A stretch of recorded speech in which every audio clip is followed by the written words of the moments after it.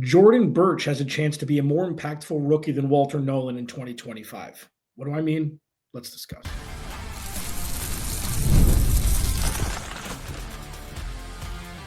You are Locked On Cardinals, your daily Arizona Cardinals podcast. Part of the Locked On Podcast Network, your team every day. Cardinals, Alex Clancy here. Follow me on Twitter, Clancy's Corner. Follow the podcast at Locked On AZ Cards. Thank you for making Locked On Cardinals your first listen, free wherever you get your podcasts and on YouTube, part of the Locked On Podcast Network, your team every day. Been here in sports media in Phoenix since 2011. This is my 9th dang season hosting this podcast, and you'll hear it the tagline at the end. Without you, there is no me. I appreciate every dayers being here. If this is your first listen to Locked On Cardinals, thank you. Maybe make tomorrow your second listen. As people think that this is the slow season, I think this is the fun season. I think this is when you can really get into the nitty-gritty of what we are going to be set up for come week 1 of 2025. The Arizona Cardinals preseason schedule is released. I'm going to talk about that tomorrow. There's something else I wanted to discuss. Okay, because I know it's should the Cardinals play in the offseason? Should the starters play in the offseason? I don't want to do it today. I'll do it tomorrow. I mean, we know what's going to happen, and it's not for several months. I wanted to discuss who's the most impactful rookies are going to be in 2025. Which rookie is going to be the biggest wild card? And then overall, which rookies will be day one ready and which one will need more time to kind of ride the pine, as it were. Take second team reps, practice squad reps, if need be. I'm going to discuss it all today. Again, YouTube channel, search Locked in Arizona Cardinals, hit the subscribe button. Leave a like. The most impactful rookie, it's not linear, okay? It's kind of dependent upon the position group and the players in that position group already. So, obviously, the answer, it's Walter Nolen. It's going to be Walter Nolen, 16th overall pick. He was the one that he was the pick that Jonathan Gannon and Monty Osford wanted the entire time. He's going to fit with Calais Campbell and Dalvin Tomlinson, blah, blah, blah. I get it. And I don't think it's going to be him. There is a very good chance, in my opinion, that Jordan Burch will be the most impactful rookie in 2025. Now, I say this under the guise of he's going to have more opportunity to stand out than Walter Nolen will. Potentially, whatever. There is a good chance. There is a chance that's close enough to being good that it needs to be discussed, that Jordan Burch will have the opportunity to pop in 2025. Like really pop. Because Zaven Collins, Josh Sweat, Baron Browning, you hope Bija Ojulari's back, and and to his form that they drafted him in, and you'd expect Darius Robinson to move in the inside, especially with the weight he's put on from last season to now. That's starting to become a theme. Marvin Harrison Jr. looked yoked yesterday when speaking to the media. We'll discuss that later in the week also. I wanted to do this show because we are now kind of settling in to what this roster is going to be. And it's something that, I'm really excited about. I think, to say the least. I think the dusk is settling for okay, now these are the dudes. Now who's going to produce? Who's going to produce? And we're going to see more in camp. The depth charts will, be rolling as, we go through the preseason depth chart and then what the final depth chart is going to be. But with Jordan Burch, okay, 295 pounds, 6'4", violent, one of the best bull rushers in the draft. Okay, when you hear those synonyms, we hear those adjectives from two people, not only Spencer McLaughlin from Locked On Ducks, but Trevor Sycamore from the lead draft analyst from Pro Football Focus, friend of the show. It's like, I think that Jonathan Gannon and Nick Rallis are going to find spots for Jordan Burch to be wildly impactful in 2025. I don't care that he was a third-round pick. I don't care that Walter Nolen, when the first, Will Johnson went in the second. What we know about Jordan Burch is he's too quick for his size. He's too quick for his own good. Meaning, there's no rational reason why he should be as quick as he is. He can set the edge. And he is one of the best bull rushers in the draft. And you know what the Arizona Cardinals desperately need, and what Jonathan Gannon and Nick Rallis are desperately looking to massage into a pro ball player? A college bull rusher. So Josh Sweat has the bend. Baron Browning has got some bend. He's kind of like that B- B pass rusher. He's going to be a great addition. PJ Ojulari is still TBD. And Zaven Collins is Zaven Collins. There's a spot there for a young, spry, big dude who's faster than what his weight should allow and who is one of the best bull rushers in the draft. Now, if you tell me that Walter Nolen has, 6 sacks in 2025 and really, like, he's starting to be an absolute demon in the interior, collapsing pockets from the A and B gaps, like, okay. I feel like he's got more insulation there to where it's like it's going to be a unit effort. It's going to be a unit effort with Darius Robinson, him, Dalvin Thomas, and Calais Campbell, Bilal Nichols, Justin Jones, Dante Stills. It's power and numbers there in the front. I don't know what the rotation is going to look like. I don't think they need to rush Walter Nolen to play 80% of the snaps. It's not something where it's like, okay, you need to be all pro next year. But the Cardinals need help in the pass rush room. They need those dudes. And it's exponentially better this year than it was last year. And the interior defensive line being better this year exponentially than it was last year is going to make the pass rush's job exponentially easier than it was last year. But there's a spot in the pass rush room for somebody to step in and make flashy impact. It's easier to gauge, too, numbers-wise, sacks, pressures, quarterback hits, pass deflections, turnovers, forced turnovers recovered, than it is for the interior defensive line. Like, Aaron Donald's an anomaly. Like, the fact that he had the amount of sacks that he did from the interior is ridiculous. It took Jalen Carter a while to go. It took Christian Wilkins a little bit to go. It took Sexy Dexy a little bit to go. It took Leonard Williams a little bit to go. And I'm not comparing Walter Nolen to those guys. He's more quick twitch than I think probably all of them, at least on paper. Not Aaron Donald, obviously. But the Cardinals need that second stud in the pass rush room. And he's got a skill set that most of the other pass rushers the Cardinals have don't have. So if you told me at the end of the season Jordan Burch was a standout rookie for the Cardinals and Walter Nolen played very well, but Jordan Burch was the star of the front when it comes to the rookies, would you be surprised? I wouldn't. He's going to have more opportunity. Now, that's also to say that if he's exposed and he doesn't play very well, he's not going to see the snaps. When I had Spencer McLaughlin, if I think he could be a day one starter, he's like, if coached up, I'm paraphrasing, he's got that in him. And the Cardinals need a dude to play alongside Josh Sweat, who could hopefully, you would hope that Baron Browning would be the third option, the third best pass rusher. PJ Ojulari, the third best pass rusher. Jordan Burch can jump in and be that dude. Can definitely see him being the most impactful rookie.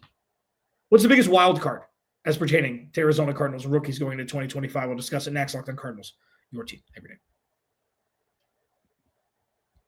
This episode of Locked on Cardinals is brought to you by our friends at FanDuel.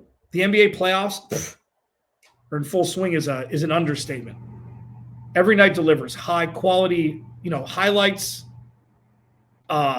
can't see moments, whether it's a game-winning shot or a breakout player. There's never been a better time to get in on the action. FanDuel makes it easy to stay in the game, man, before tip-off and live. With player props, performance trends, and same-game parlays, fans have more ways than ever to play smart and win big. I talk about this every single time I do this live read. Good luck picking the champion. Oh, it's OKC? Cool. Does Indiana have anything to say about that? What about Ant-Man? You can pick the future. Who's going to win the championship? It changes wildly from week to week since the playoffs started. It's been insane. New to FanDuel, it's a perfect time to sign up. Head to FanDuel.com and place your first $5 bet. If it wins, you'll get $200 in bonus bets. Make every moment more with FanDuel, official sports betting partner of the NBA. Please go to the YouTube channel, search Locked on Arizona Cardinals. Hit that subscribe button, man. Leave a like on the video, leave a comment. I'm not going to really buried here. Will Johnson's the biggest wild card. I think that's pretty obvious. I'm going to give an honorable mention. But it's not with the severity is the wrong word. It's not with the implication that Will Johnson would be. And I almost did him as the most impactful because it was either going to be positive or he wasn't going to be healthy kind of thing. But even though he says he's healthy, and I believe him. I mean, that's not like, oh, let's I almost said Dr. Seuss. Instead of Sherlock Holmes. So there's that. Perfect time for me to edit. I won't. I almost said Dr. Seuss. I'm not going to investigate if he's telling the truth about his knee. He's telling the truth. But usually where there's smoke, there's something. Just usually in the history of time, when it comes to injuries and when it comes to 32 teams, including the Cardinals, plus 13 or 14 other picks passing on Will Johnson, who was a big board top 10 guy, top 15 guy, to drop to 47. It's like there's got to be a wild card flag there somewhere. And listen, injuries now in college, as I've discussed during the draft process, if they're one-offs, they're one-offs. Like tearing an ACL is bad. You never want anybody to get injured, whether it's your favorite player or the player you loathe the most. You never want anybody to get injured. Okay. Garrett Williams tore his ACL at the end of his last college season in December, dropped to the third round, and he hasn't missed any time. Knock on wood. Modern science is a beautiful thing when it comes to repairing bodies. The antithesis of that was like Rondale Moore, where he was all world his freshman year at Purdue, and then he was never healthy again. It's like, okay, let's look at the history of time. Is this one dude who missed like 3 games 2 years ago or even last year, or a dude who's missed 4 or 5 games out of 12 every year since coming into college? Not all injury-laden people are created equal. Now, if Will Johnson plays like a top 20 big board dude right away, this defense legitimately could be vying for the best defense in the NFL. Legitimately could be vying for. I'm not saying they will be. I'm not saying it'll be next year. I'm saying vying for, on the precipice of, trending towards that. Because what they'll do is, next draft or next offseason, they'll go get the best off-ball linebacker available. And then you're set. Like, and you're not just set for like this year. You're set, Calais Campbell notwithstanding, for the next like 3 years without having to think about age. Budda Baker a little bit, but Budda Baker plays like he's 22. If Will Johnson can be that bona fide outside CB1 to partner with Max Melton, supplanting Sean Murphy-Bunting, with Garrett Williams playing in the slot, nickel packages, and then you got Budda Baker and Dadrian Taylor-Demerson over the top with Jalen Thompson, whoever is going to play strong safety this year. Where's the weakness? Now, the other side is,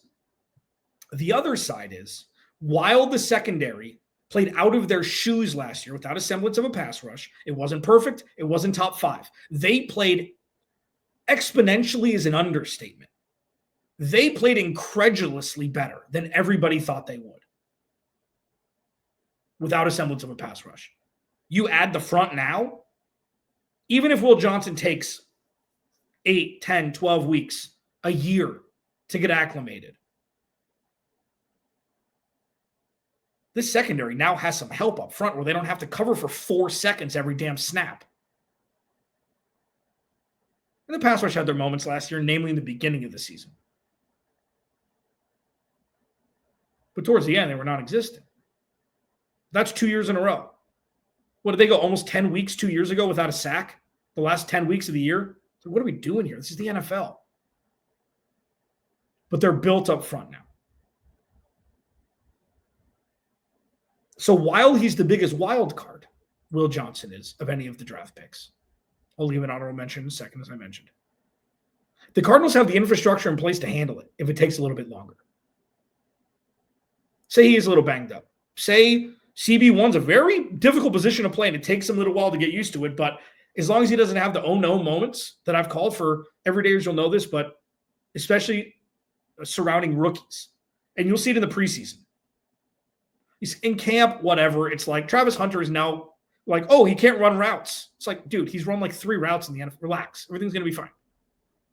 But once you get to the preseason, I always allude to back-to-back years. Isaiah Simmons and Zaven Collins had no idea what the hell they were doing in their first preseason game. It's like, oh no. What have you done? Oh no. That happened to Zaven Collins for 2 preseasons. 2 full preseasons. Oh no. What have you done? GM. But since Monty Osborne drafted, there hasn't been an oh no moment, really. Like Max Melton got his keister beat a couple times by really fast wide receivers. I think Tyreek Hill was one. There was another really bad one last year. There was a couple, but all in all, he played very, very good football. Like there haven't been any, oh no, Paris Johnson Jr. is not ready for the spot. He's not ready for the NFL level yet. He's not ready. We haven't seen that. As long as we don't see that from Will Johnson, the Cardinals have the infrastructure in place to cover for it and thrive in it. Another honorable mention, the only honorable mention for me is Hayden Connor, 6th rounder out of Texas. Now, Christian Jones was drafted out of Texas tackle last year, didn't see a lot of playing time. If the Cardinals somehow found a diamond in the rough, reset. If the Cardinals somehow found a diamond in the rough, depth guy in the 6th round, and barring any, say there's somebody gets injured or he outplays somebody, that would be a massive, like there's only an upside for that because there's zero expectation for the kid. We don't even know if he's going to make the roster or he's going to be a practice squad guy. I watched some film on him. I think he'd be good enough to be a depth dude, especially because he can play all 5 positions. You hope you don't need to put him into action for whatever reason. But if he has to play any sort of meaningful snaps down the stretch and he can play all positions and he's a dude who can be 70 or 80% of what the starting position that he fills is, honorable mention, wild card is Hayden Connor. But really, I mean, I think this was the easiest segment I probably have ever had to do. It's Will Johnson, but the best part is, even if he doesn't pop in 2025, the Cardinals are going to be able to have a good defense without it. And that is a fantastic position to be in. Having said that, I think he's going to pop, and I think it's going to be awesome. Who's day one ready? Who's going to need some more time? We'll discuss that next. Locked On Cardinals, your team every day.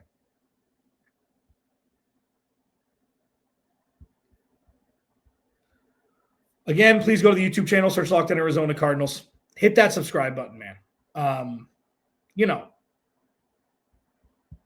I'm really getting close to getting too excited. Not too excited to the point of like, oh, Super Bowl, yeah. Too excited and like, I'm ready for football tomorrow. Like I want it to be tomorrow. I'm ready for week 1 tomorrow.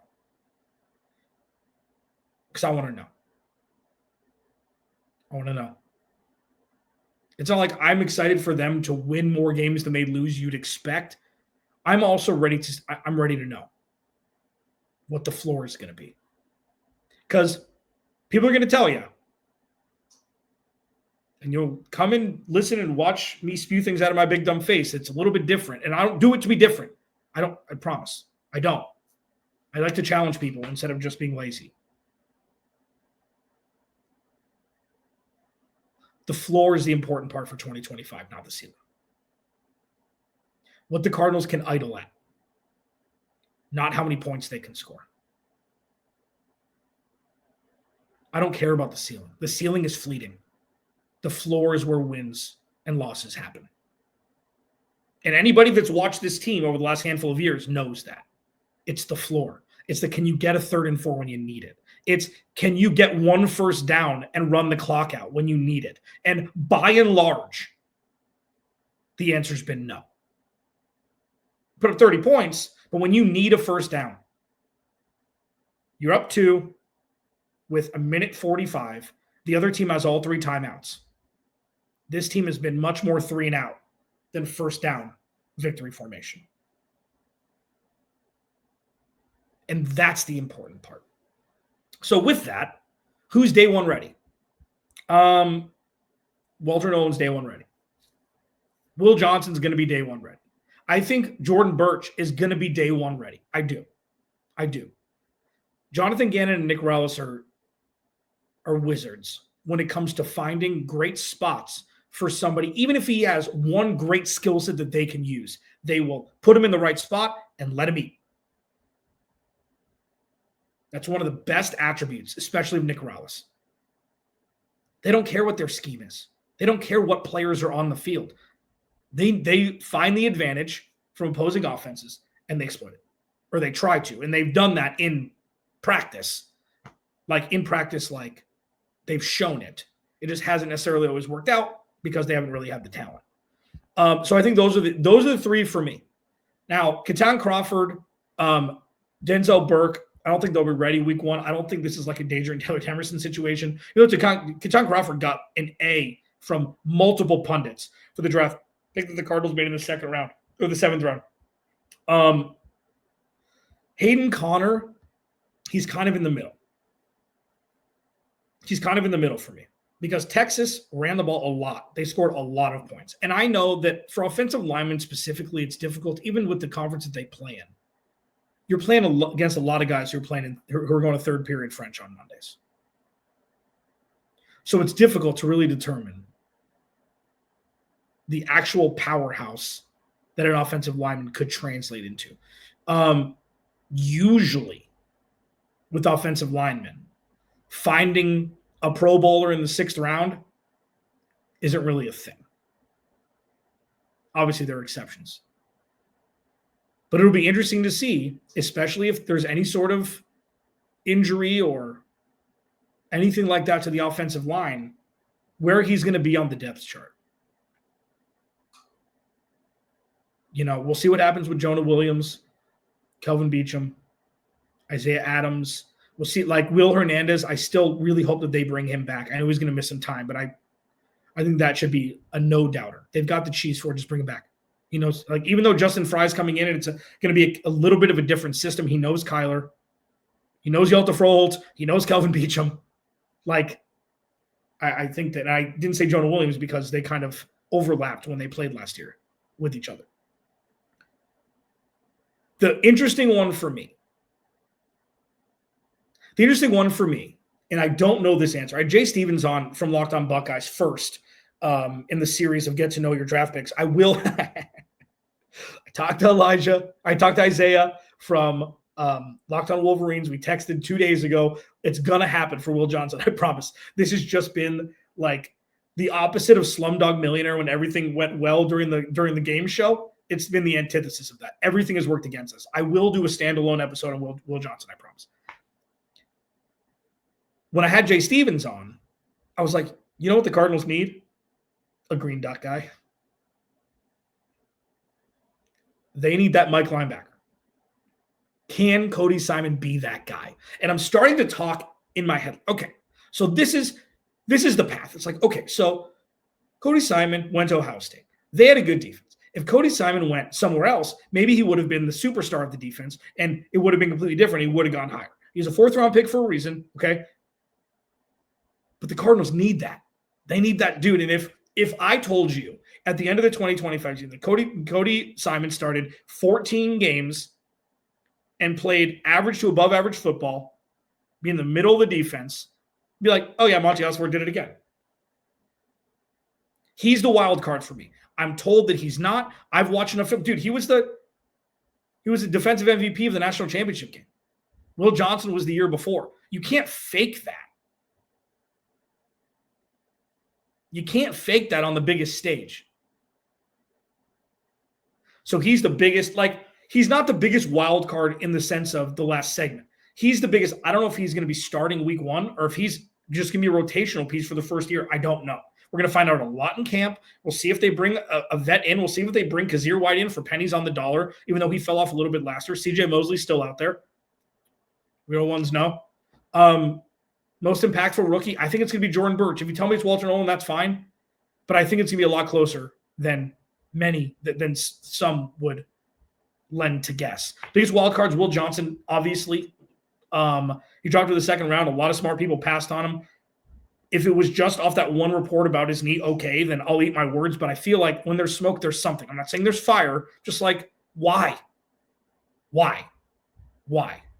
But even if he doesn't play that well his rookie year, the Cardinals defense is going to be good regardless, which is a fantastic place to be in. And then got some day one guys, got some non-day one guys as pertaining to playing in the NFL when week 1 rolls around. Alex Clancy, Locked On Cardinals. Remember, without you, there is no me. Talk to you tomorrow.